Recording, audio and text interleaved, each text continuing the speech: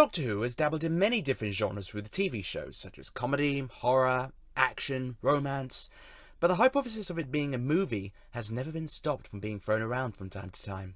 Sure, we've already got the TV movie, but a lot of people would still love a feature film being made, and in light of TV properties such as Downton Abbey making an incredibly successful jump from small screen to big screen, I can't help but wonder if now it is the time for Doctor Who to make the jump itself and be successful.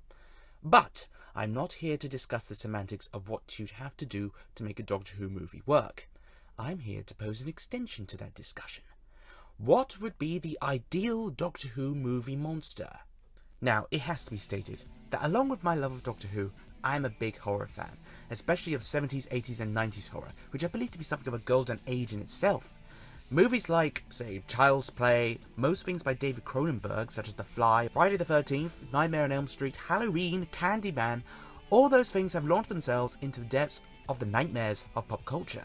Depending on the episode, Doctor Who as a concept easily dips itself in and out of the field of sci-fi horror, albeit as close to the most reasonable age range as possible.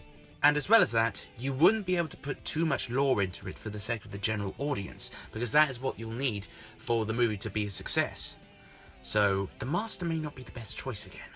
So, let's take a look at a couple of Doctor Who's monsters who would certainly work within the horror genre. Also, the Daleks already have their own cinematic spotlight, so I won't be mentioning them. Let's have someone else take the spotlight. Now, naturally the first thing to think of when it comes to the modern era of Doctor Who and horror would be the Weeping Angels. First appearing in 2007's Blink, they are arguably the most terrifying Doctor Who monster to date in terms of visual style. They are fast, deadly, and in terms of that said visual style, they are very striking. The flash cuts used during combat can be extremely jarring and frightening. However, the thing about the Angels is that they seem to work a lot better on a horror level when the Doctor is not involved. Blink focused on the powers and effects and consequences of the Angels in relation to regular humans who didn't have an alien to protect them, whereas Time of Angels and Angels Take Manhattan had the Doctor leading almost a small army of people against them each time.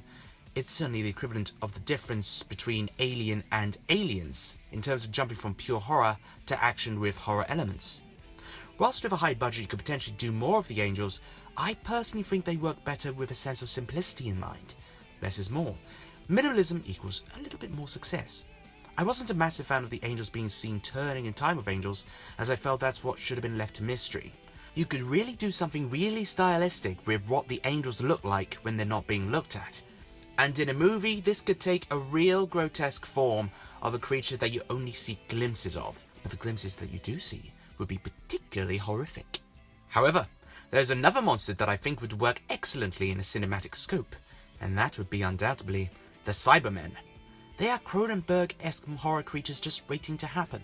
From the concept alone, they are humanoids who had their humanity stripped away to survive, and returned into these metal, emotionless creatures.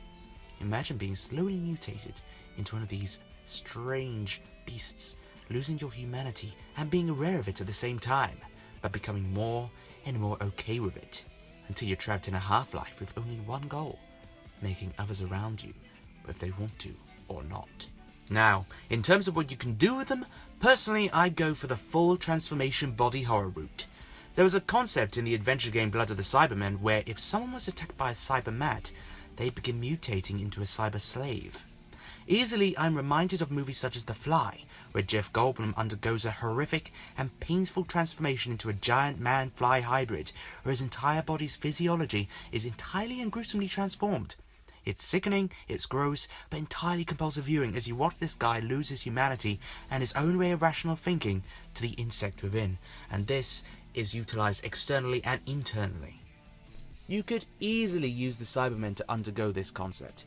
It'd be like having someone transform into the equivalent of a Terminator right before your eyes. And of course again, it would work better without a character like the Doctor to pose a quick fix.